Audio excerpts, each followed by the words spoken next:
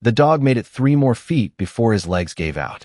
Staff Sergeant Mason Reed saw him collapse beneath the headlights, a dark sable German shepherd almost disappearing into the blowing Montana snow, his teeth still locked around the frayed canvas strap of an old green ammunition box.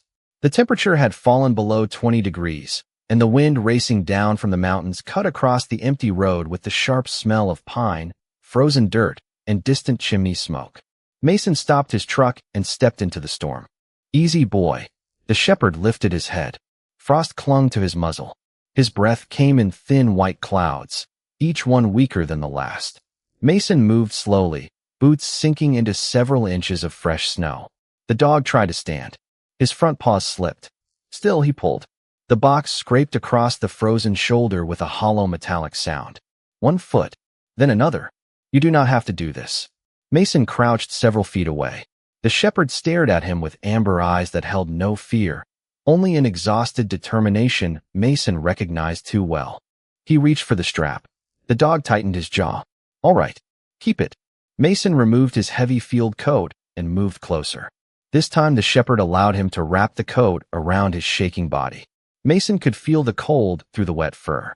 Too cold. He glanced toward the ammunition box. Its paint was scratched and faded, the corners stained with rust, but one section of the lid had been protected beneath the canvas strap. Letters were still visible there. L. Dawson. Mason stopped breathing for a moment.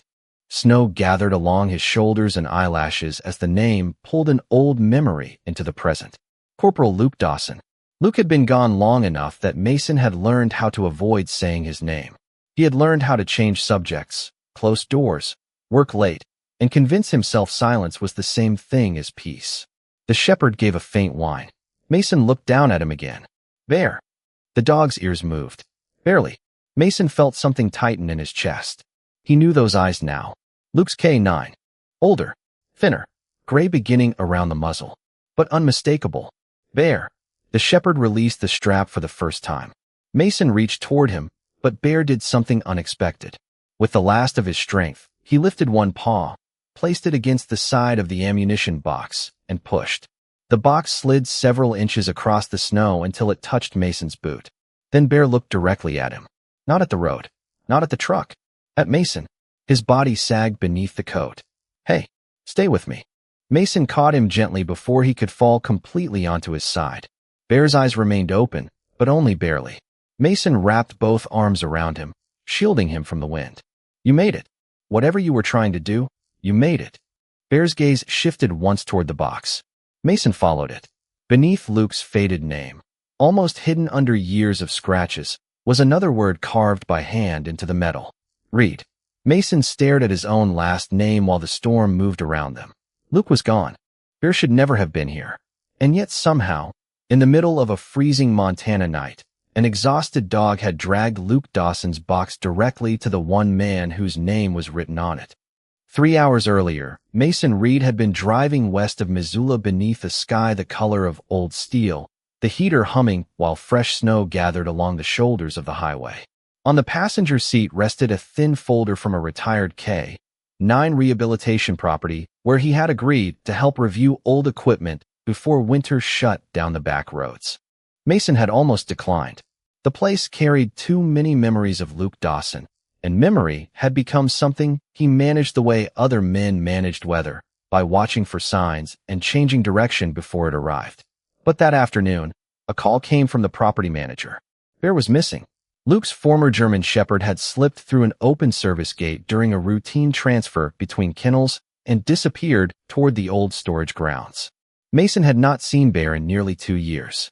After Luke was gone, the dog had been retired and placed with an experienced former handler outside Missoula, where he had lived quietly until age began slowing him down.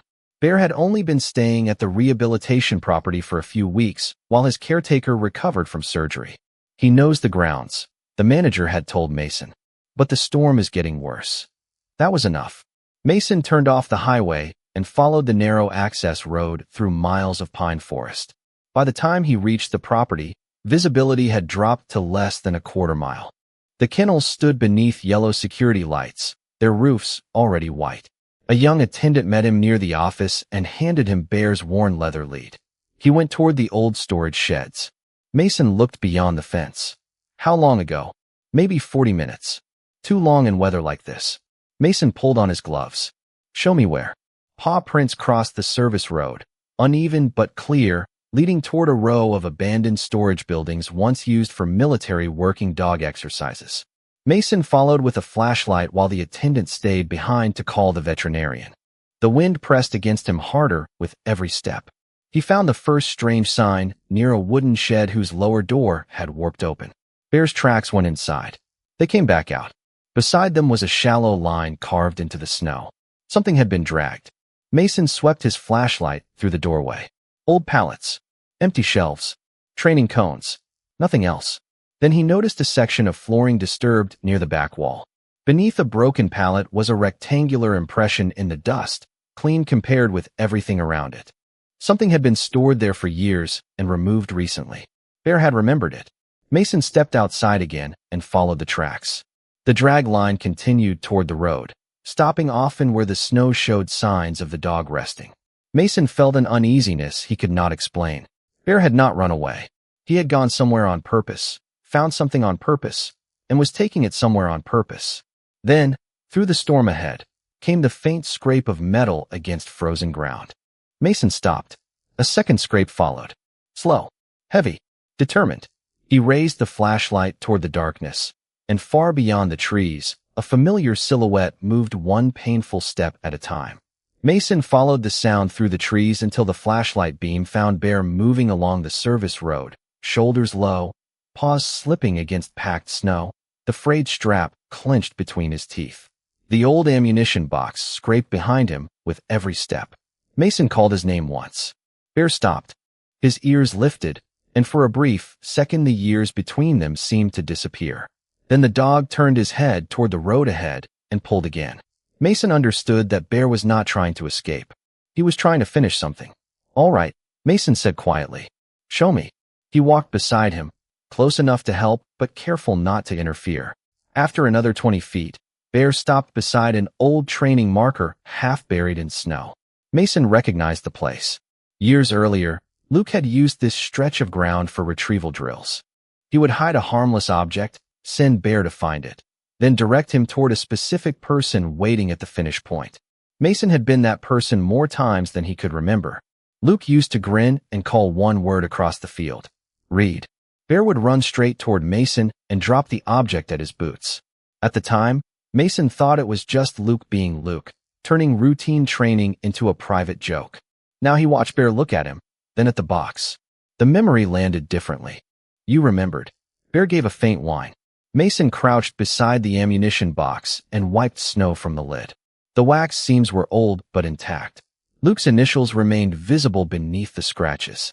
A second marking, Mason's own last name, had been carved near the handle. This was not random equipment forgotten in a shed. It had been prepared. Mason reached for the strap. Bear held on. You want to finish it yourself. The dog's tired eyes stayed on him. Mason nodded. Then finish it. Bear pulled again. 5 feet. Rest. 3 more. Rest.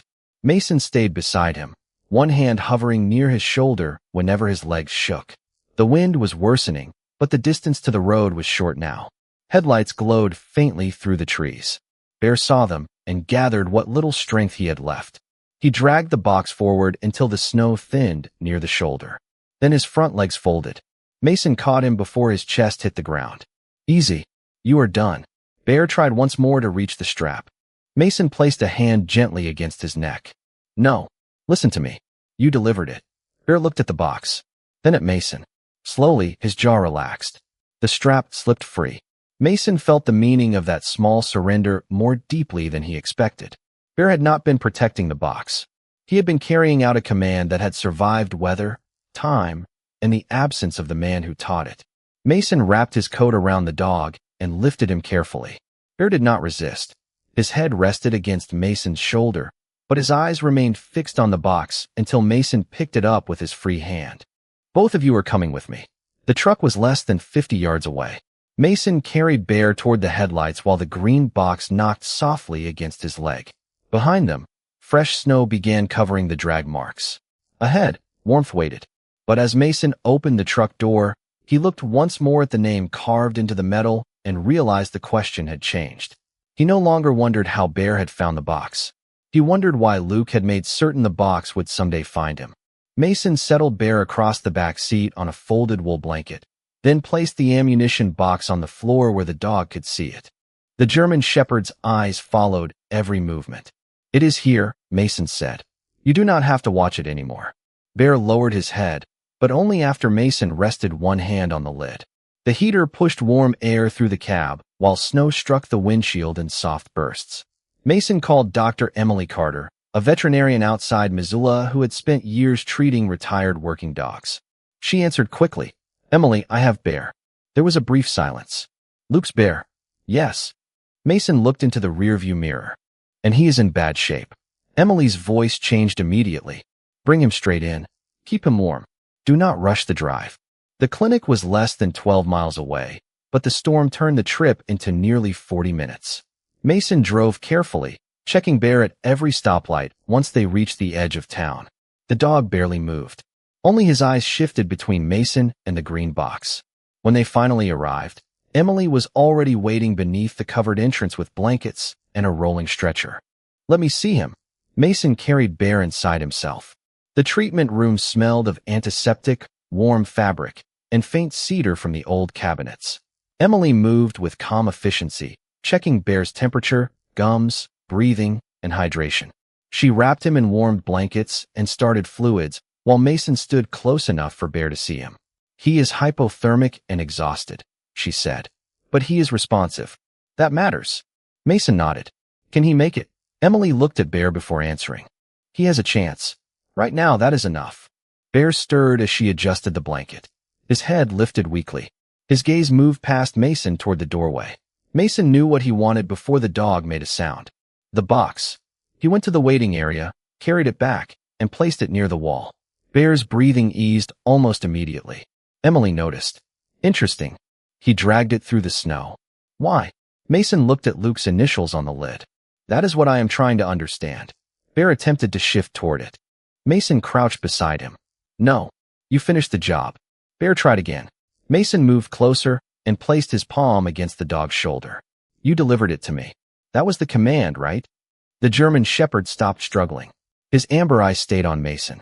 "Read," Mason whispered, remembering Luke calling his name across the training field. Bear blinked once. Emily looked between them. "He knows that word." Mason swallowed. It was part of an old retrieval drill. He glanced at the box. "Luke trained him to bring things to me." Emily lowered her voice. "Then maybe he has been waiting for you to acknowledge the delivery." Mason looked back at Bear. The dog's body still trembled beneath the blankets. Whatever mystery waited inside the box was only a few feet away, sealed beneath old wax and rust. Mason could have opened it then. Instead, he pushed the box farther from the table. "Forget it," he said softly. "I do not care what is in there." Bear's eyes remained fixed on him. Mason rested both hands gently around the dog's face. "You did what you came to do. Now you stay." For the first time since the road, Bear stopped looking toward the box. His eyes closed, and his head settled into Mason's hands. Emily checked his temperature again. "Still low," she said. Mason did not look away from Bear. "Then we keep him warm." Outside, the storm continued to bury the road. Inside, the unopened box waited in silence, while Mason finally chose the living dog in front of him over every answer hidden in the past. For the next hour, the clinic seemed to shrink around the sound of Bear breathing. Mason stayed beside the treatment table while Emily adjusted the warmed fluids and replaced one blanket with another fresh from the heater. The storm outside softened from a roar to a steady whisper against the windows, but inside, every small movement felt enormous. Bear's breathing slowed. His paws stopped trembling as violently. Then, without warning, his body went still. Mason leaned closer. "Bear." No response. Emily checked him immediately, her face focused but calm. "He is still breathing." Mason let out the breath he had been holding. "Then why is he not responding?" "He is exhausted. His body is trying to conserve everything it has." Mason looked toward the old ammunition box near the wall. For nearly 2 years, he had wondered whether Luke had left anything unfinished. A message, an explanation, some final piece that would make loss easier to understand. Now that possibility sat within reach, and Mason found himself resenting it. The box had answers. Bear needed time. The choice no longer felt difficult. Mason stood, carried the box into the corner, and turned it so the lid faced the wall. There, he said quietly. No more mission. When he returned, Bear's eyes were still closed. Mason sat on the floor and rested his forearm along the edge of the table. Luke would be furious with you right now. Emily glanced at him. Mason managed a tired half-smile. He used to say this dog could turn obedience into an argument. Bear did not move. Mason's smile disappeared. He placed one hand gently against the shepherd's cheek. Come on, old man. Nothing. The room became unbearably quiet. Mason remembered Luke laughing across a summer training field, Bear racing between them with a glove in his mouth, both men pretending an ordinary afternoon would last forever. He remembered how quickly he had stopped visiting people after Luke was gone, how easy it had been to call solitude discipline. Mason leaned closer. I have already lost enough. His voice was barely above a whisper. Do not make me add you to the list. Emily did not interrupt. Bear remained still for several seconds. Then one ear moved. So slightly Mason almost thought he imagined it. Emily. She was already watching. Bear drew a deeper breath. His front paw shifted beneath the blanket, searching until it touched Mason's wrist. Mason froze. Emily checked his temperature again. This time, the tension around her eyes eased. It is coming up. Mason looked down at the paw resting against him. That is it, he whispered. Stay. Bear's eyes opened halfway. Weak. Tired. But present. He looked at Mason and did not glance toward the box. Nearly 40 minutes later, Bear finally slept without shivering. Emily dimmed the lights and stepped into the hallway to give Mason some quiet. He stayed beside the dog a little longer, listening to the steady rhythm of each breath. Only when he was certain Bear was resting did Mason rise. Across the room, the ammunition box waited where he had turned it away. He walked over, crouched, and rotated it back toward him. Luke's faded initials caught the warm light. So did Mason's name beneath them. He placed his fingers on the latch, but before opening it, he looked once more at Bear. You first, Mason said softly. Always. Then the old metal latch lifted with a quiet click. The lid opened with a soft metallic sigh. Mason stayed crouched beside the box, one hand resting on the edge while the clinic's warm light fell across everything Luke had packed inside. The contents were wrapped in waxed cloth and sealed against moisture, each item placed with the kind of care Luke usually pretended he did not possess. Mason removed the first bundle, a faded military working dog patch. The stitching was worn at the corners, but he recognized it immediately. Bear had worn the same insignia during training. Beneath it rested a silver whistle on a short cord. Mason turned it over in his palm.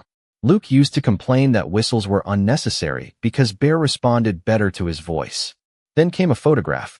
Luke stood beneath a summer sky with Bear sitting proudly beside him, while Mason leaned against a fence a few feet away, arms crossed, trying and failing to hide a smile. Mason remembered the afternoon. Hot gravel. Cheap coffee. Bear stealing Luke's glove and refusing to give it back. On the back of the photograph, Luke had written a single sentence. The good days count too. Mason stared at those words longer than he meant to. Under the photograph lay Luke's military identification tags, wrapped carefully in cloth. Mason closed his fingers around them and felt the familiar weight settle into his hand. For almost 2 years, every memory of Luke had carried the same ending.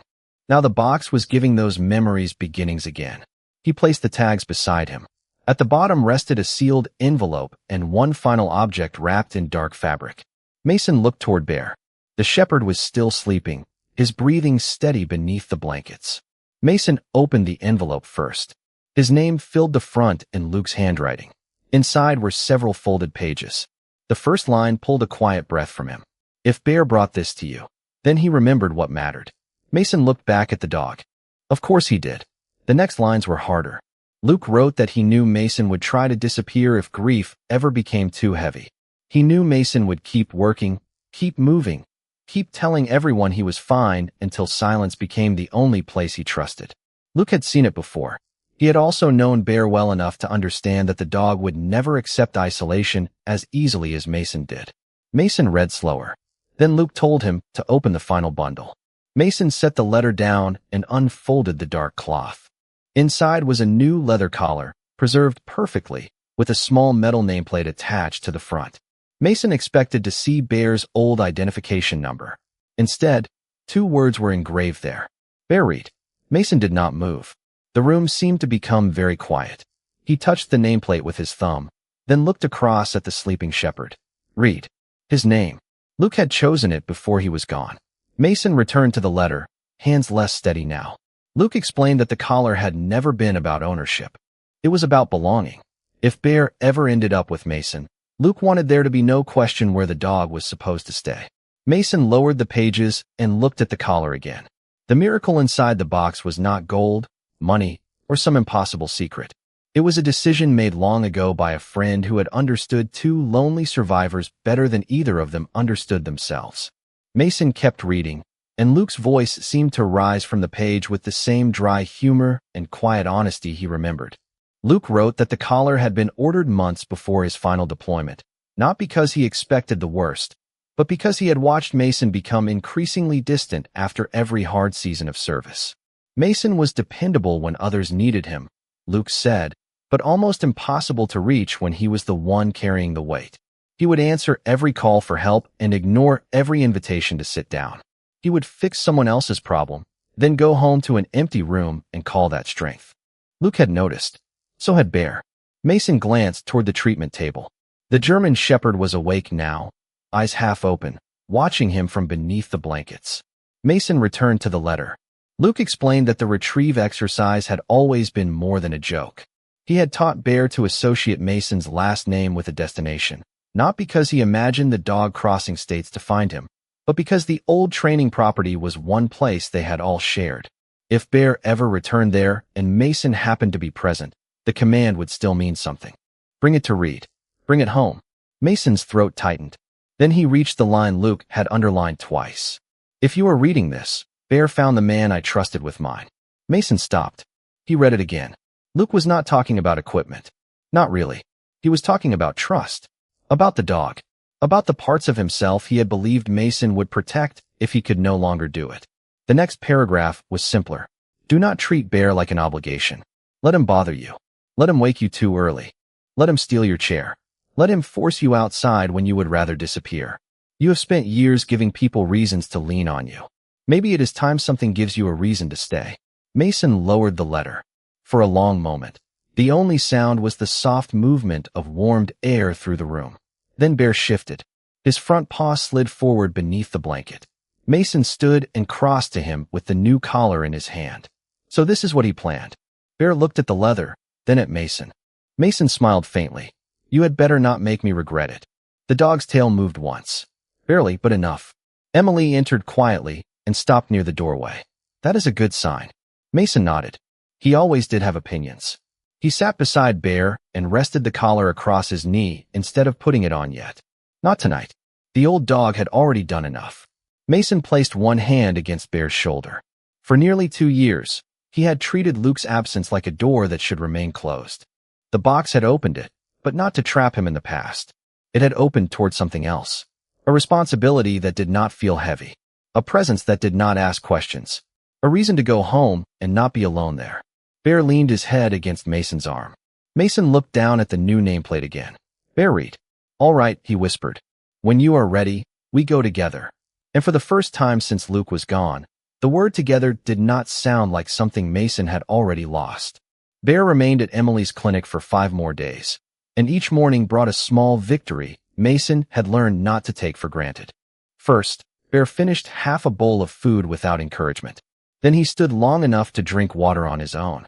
By the 4th day, he crossed the treatment room slowly, paused beside Mason, and leaned his shoulder against his leg as though completing one more quiet delivery.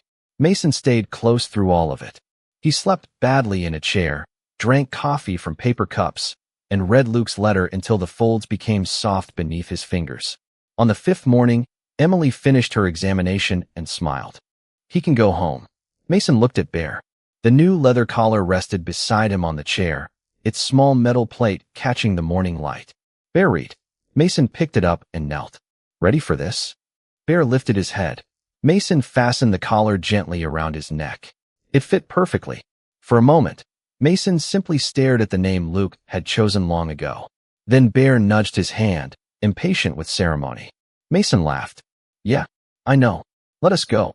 The cabin outside Missoula had always been quiet, but before Bear arrived, its silence had felt unfinished.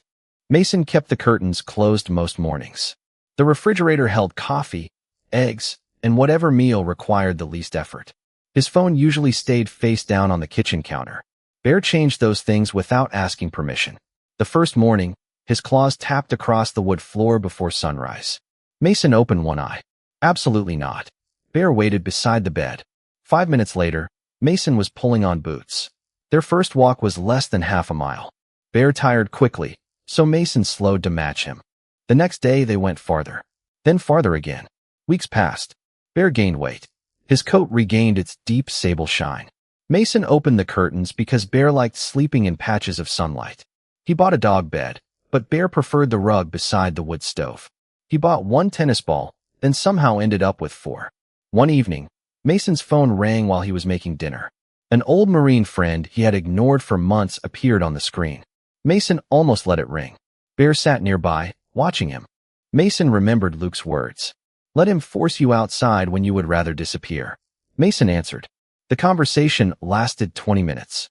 Nothing extraordinary happened. They talked about work, weather, bad coffee, and an old truck that refused to start. When the call ended, Mason realized the cabin no longer felt quite as empty. Life returned that way. Not dramatically. Breakfast at a normal hour. A morning walk. Curtains open. A phone answered. A second bowl beside the kitchen wall.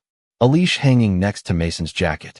Bear had survived the cold, but Mason began to understand that rescue had never traveled in only one direction. Some nights still carried memories Mason could not easily quiet.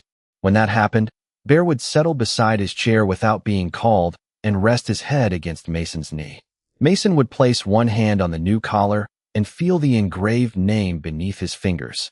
The old ammunition box remained closed on the shelf near the stove. Luke's letter was inside, along with the photograph, the whistle, and the worn patch. Mason no longer needed to open it every day. The miracle had already stepped out of the box and into his ordinary life, where it woke him before sunrise, tracked mud across the floor, stole his favorite chair, and quietly taught him how to stay. Spring came quietly to the hills outside Missoula, melting the last strips of snow from the shaded side of the cabin and filling the mornings with the sound of water moving beneath the pines. Bear noticed the change before Mason did. One Saturday, just after sunrise, the German shepherd stood beside the front door with his ears raised toward the warm breeze, the metal plate on his collar catching a narrow beam of gold. Mason watched from the kitchen table, coffee cooling beside him. The old ammunition box rested on the shelf near the wood stove exactly where he had left it for weeks. He no longer felt drawn to open it whenever the room became quiet. That morning, however, he carried it down and placed it on the table. Bear walked over and sat beside him. One last time, Mason said. The latch lifted easily now. Inside were Luke's identification tags, the faded working dog patch, the photograph, the silver whistle, and the letter whose folds had softened from being read so often. Mason picked up the old collar Bear had worn before that winter night. Its leather was cracked, the original identification plate dulled by years of use. He held it beside the new collar around Bear's neck. Bear read. For months, those 2 words had felt almost impossible to Mason. Now they looked ordinary in the best possible way. A name on a dog who stole his chair, woke him too early, waited beside the refrigerator whenever cheese appeared, and somehow knew when silence meant Mason needed company. Mason placed the old collar inside the box beside Luke's things. He did not remove the new one. That belongs with you, he told Bear. The shepherd tilted his head. Mason smiled. He folded Luke's letter carefully, returned it to the envelope, and rested it beneath the photograph. Then he closed the lid. Click. The sound was smaller than he remembered. No revelation followed. No sudden rush of grief. Just morning light across the kitchen floor and Bear waiting beside him. Mason carried the box back to the shelf, took his jacket from the hook, and opened the front door. The air smelled of wet earth, pine, and the first green things pushing through winter's remains. Bear stepped onto the porch and looked back. Mason reached into his pocket and found Luke's old silver whistle. He had carried it there for weeks without using it. For a moment, he considered raising it to his lips. Then he closed his hand around it and smiled. No command was necessary anymore. You ready? Bear's tail moved. Mason stepped down from the porch. They followed the dirt trail toward the creek, where sunlight shimmered across the moving water. Bear walked ahead, then stopped and glanced back to make sure Mason was still there. He was. Behind them, the ammunition box remained closed in the cabin, holding the things that belonged to yesterday. Ahead, the path curved between the trees toward a morning neither of them had seen before. Mason did not know whether Luke had believed any of this would actually happen. Maybe he had simply hoped. Maybe that was enough. Bear trotted forward, the new nameplate shining against his sable coat. Mason followed without hesitation. The miracle had never been what waited inside the box. It was what walked out of the past, stayed beside him, and taught him that home was not where grief ended. Home was where life finally began again.